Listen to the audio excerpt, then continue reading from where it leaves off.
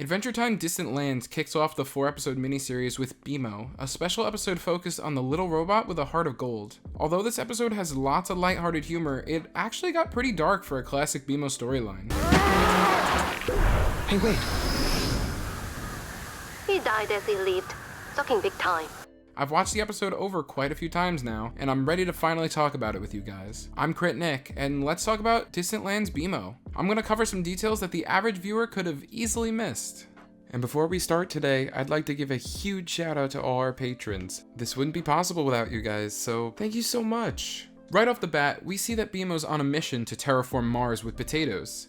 I wasn't sure why he was doing this, and even after finishing the special, it's not entirely clear. After finding out that this is a prequel, we can assume that Mo most likely sent BMO due to his ambiguous but apparent relationship to Mars, briefly shown off in The More You Mow, The More You Know. BMO quickly meets Olive, who we'll talk about later, but for now, I want to take a look at Mars, or whatever planet BMO believes to be Mars. There was Mars! We are going the wrong way! After Olive takes hold of the MoCo brand spacecraft, we can see Mars briefly. I'm not sure if this was intentional, but this Mars shown is both missing the dome seen many times, and it has a moon. Mars in real life happens to have 2 moons, but Adventure Time's Mars doesn't have any in its several appearances. So unless this was an oversight, I believe that the red planet BMO mistakes to be Mars isn't Mars. There's always the off chance that Mars's moon was always behind the planet when we visited it in the show proper, and that the gigantic dome just so happened to be on the other side of the planet when BMO rocketed past it, but that feels highly unlikely to me. The background designers went off on BMO's backgrounds. I'd be very surprised if this wasn't intentional. And no, I don't think the dome was placed on Mars between the events of BMO and when Finn first visits the planet in Son of Mars. Mo was a much younger man when he was drawing up schematics for the Martian dome, and I believe that the dome was built on Mars sometime before the Mushroom War. Unless BMO was traveling through space for centuries, but I don't believe that to be the case. Spacefair has always been seemingly quick in the Adventure Time universe. Now, let's talk about Olive. She's a cute little robotish thing that can transform. Next. I'm just kidding. I actually believe Olive is way more important than you would think. We see many Olives busted up on the drift for unknown reasons. What's the purpose of these little bots? I think I actually have a pretty decent idea. Olive is referred to as a maintenance droid. She seems to be an amazing piece of technology capable of so much, and I think she and the other maintenance droids used to do a lot for the drift. I believe that the creators of the drift also created these maintenance droids. Their purpose was to support life in the drift, as it is shown to be quite the fragile colony. I'm sure they were very useful in the early days of the drift, but sooner or later the drift stabilized and maintenance droids weren't needed anymore. Many fell out of service with only a few functional ones remaining. Many also seem to have been looted for parts, seeing as there's a huge pile of broken droids outside of Y5's secret lab. Years and years later, I believe that the drift started breaking down. With the original founders long dead or gone, and most of the maintenance droids destroyed, I believe that Olive set out on an interstellar quest to find some tech to restore the drift. On this quest, Olive found Hugo and his crew, already biomanced into the gray elves we see them as. Similar to the way Olive scans BMO in the beginning, she does the same thing to Hugo and his crew and finds Seago. Deeming Seago as spicy tech, Olive puts their ship into warp speed to bring the crew to the drift. After she realizes that Hugo is not there to save the drift, Olive goes back out into space to search for better technology to help the drift. And what better technology to find than a MoCo bot? Olive scans BMO and finds that he's loaded with powerful technology that can possibly save the drift. And that's why she brings BMO there and protects him throughout most of the episode. As for why Hugo seems apathetic towards Olive, it's possible that he's responsible for many maintenance droids being out of commission. Olive brought Hugo to the drift, then Hugo rallied the denizens of the drift to salvage technology, which most likely resulted in the pillaging and eventual decomposition of all the other maintenance droids. Now, let's talk about the rascal himself, Martin Mertens. I was so thrilled to see him pop up again. I always wanted to know more about him and why he may have ended up in the Citadel. I don't think that Martin's meddling in the drift is what landed him in interdimensional space jail. The bigger question that this brings to my attention is, when did Martin get into space? And how?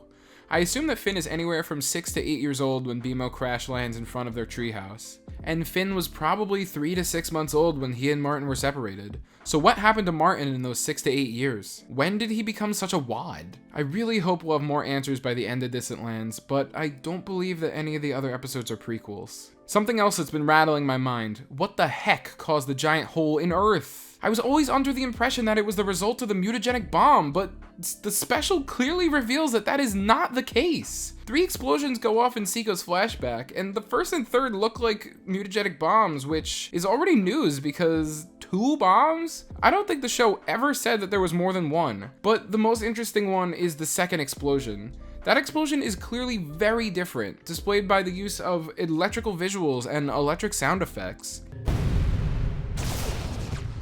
I literally have no idea what this could be. The only electrical things that come to mind when I think of Adventure Time are Lemongrab's electric chamber and the Thunder Boar? I know those have literally nothing to do with this earth-shattering explosion, but I'm at a loss for guesses. I'm glad to have learned more about Adventure Time's lore and what happened during the Mushroom War, but this definitely leaves more questions than answers. I'm praying that we get some sort of answer about what that crazy explosion was. I need to know. I want to talk more about Hugo too. Who is he, and how is he relevant to Adventure Time's overall plot? Hugo is a competitor of Mo and the creator of the GoBots. Hugo's been around since before the Mushroom War and is technically the oldest human now since Mo died, although his human days are well behind him. From Seiko's story, it looks like Hugo and his crew left sometime shortly after the bombs detonated. How he and his crew survived is beyond me. Maybe they were part of the reason the bombs went off in the first place? It's clear that Hugo's inventions are all pretty janky and cheap compared to Mo's technology, as his exodus to the stars didn't make it far out of Earth's orbit. The same generous species of gray alien seen in High Strangeness saves Hugo and his team. Hugo convinces the Greys to biomance him and his team into flat-faced elvish people, despite the dangers it could cause. Hugo does it anyway because he's a jerk, a disease spreads because of it, and that disease eventually kills the Greys that help them. Hugo and co then get scooped up by Olive. After they get stranded on the drift, Hugo uses his big brain to convince the natives to help him build the Unity Pod, which is supposed to help save some of the drift's denizens. Hugo's the worst, so that doesn't happen, and he finally escapes the drift all by himself just like he planned, with all their most powerful resources. So all around, Hugo's a really selfish guy who only cares about himself. He's always been driven by his own greed to do no more than survive, even if that means harming countless others in the process. He kind of feels like a sort of, what if we put Elon Musk in Adventure Time type of character. A lot of money and some ridiculous ideas. I wanted to make a couple of quick notes before I wrap up, some things I haven't seen other people talk about yet. First is the binary code that Y5 uses to enter the bunny part of the drift. When you plug it into a binary translator, this huge string of numbers comes out to spell password. Good one, Distant Lands team. Another thing I noticed that I didn't really get before all this, BMO uses football as sort of a coping mechanism. Many children will make up imaginary friends to talk to and occasionally vent their problems to. BMO uses football to try and reason with himself and tell himself how he's really feeling. I don't like this place, BMO. You are a delicate soul, football, but BMO will not be intimidated by nature.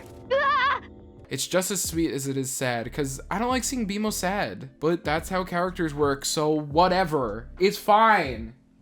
It's fine. So what's next for Distant Lands? The next episode, titled Obsidian, is set to revolve around Princess Bubblegum and Marceline going to the Glass Kingdom to save them from catastrophe, while simultaneously delving into PB and Marcy's past. This concept seems super promising to me. I know a lot of fans, myself included, want to see what happened to PB and Marcy in the past. The writers have heavily alluded to the fact that they were once a couple, but broke up due to disputes about lifestyle choices. Sorry, I'm not made of sugar. Am I not sweet enough for you? Barely anything has been shown about their past together, so Obsidian should shine some light on that for us. Are there any interesting little details I missed? Be sure to leave them in the comments below. If you haven't subscribed to Cartoon Universe yet, be sure to click that big red button. You can also find us on social media at CartoonUV. If you liked hearing my voice, consider checking me out over on my channel, Crit Nick. I play video games and commentate over them. You gotta play Pachinko. Alright, here we go. How do you play? What are the rules? You just run yourself down the... You're Alright. cheating. I also run the Mario Superstar Baseball channel, so if you're interested in competitive sports games from 2005, come check us out over there. He could even. A banana ball! Oh, To the the back game. wall! That is the game! You can also find me on Twitter at CritNickYT. Thank you so much for watching, everybody. This has been CritNick, signing off.